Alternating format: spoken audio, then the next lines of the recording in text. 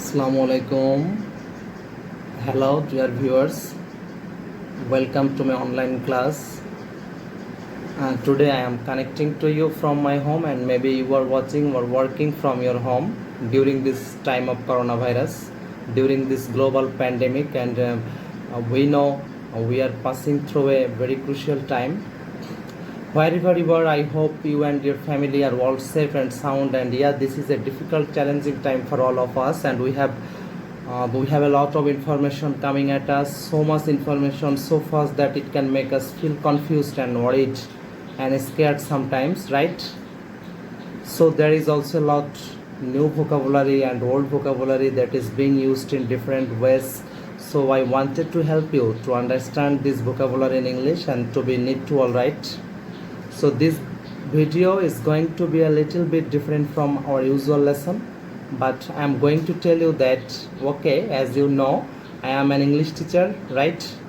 And I am not giving you any medical advice. Secondly, when it comes to your health, it is so important that you communicate and listen.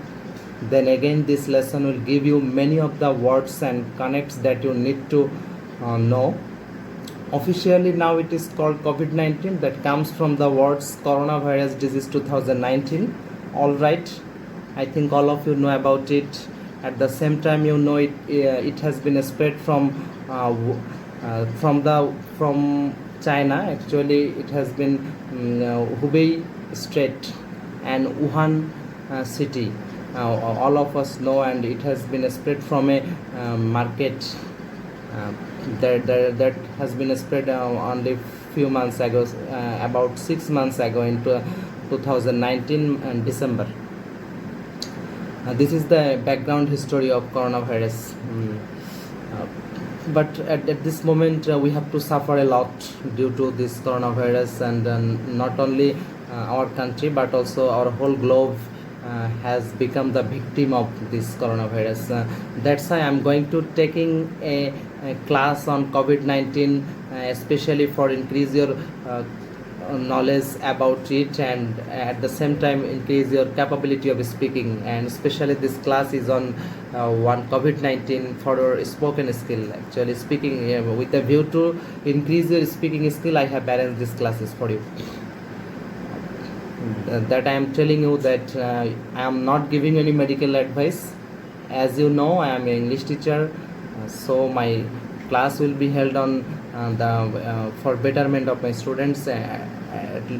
Most probably it will help you for increasing your speaking skill. We know only reading and writing is not mere enough for our betterment. So I am trying my utmost to arrange few classes for you as you are staying home at this moment. All right. All of you know about the symptoms of COVID-19, especially someone has a cough, cold, sneezing, fever, running a temperature. We could say his temperature is 101 degrees. Okay. Then probably we suspect he can be a patient of coronavirus if one person consists of this kind of symptoms. Now I will tell you about the precautionary measures, about the prevention of coronavirus. Actually, you know, there is no cure have not been invented yet, so we have to prevent it. We have to try to prevent it. How we can reduce the number of patients. That's why we have to follow some instructions that has been prescribed from World Health Organization, and especially our health ministry. We have to follow it. I am just telling you this for the betterment of my students. You have to follow the instruction. That is not my instruction actually. It has been prescribed from World Health Organization. I have taken this. I have learned this instruction from directly from World Health Organization. So listen to me carefully. We have to follow regularly and thoroughly clean our hands with an alcohol based hand rub or wash them with soap and water. Why we should wash our hands frequently? and because washing our hands with soap and water or using alcohol based hand rub kills viruses that may be on our hands. And secondly, maintain at least 1 meter or 3 feet distance between ourselves and the others. Why? When someone coughs, sneezes or speaks, they spray small liquid droplets from their nose, claws. We can breathe in the droplets including the COVID-19 virus if the person has the disease. Avoid going to crowded places. Why? Where people come together in crowds, you are more likely to come into close contact with someone. Again, I am going to tell you the third step. You have to avoid going to crowded places. Why?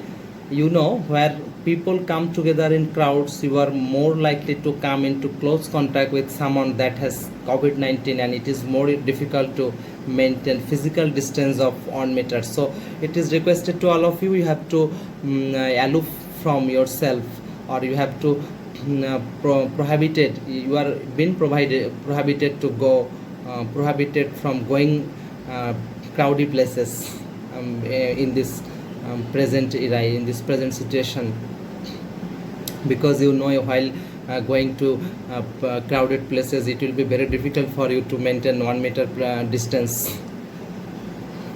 And make sure we and the people around, we follow good respiratory hygiene. This means covering our mouth and nose with our bent elbow. You have to bend your elbow, and you can sneeze then.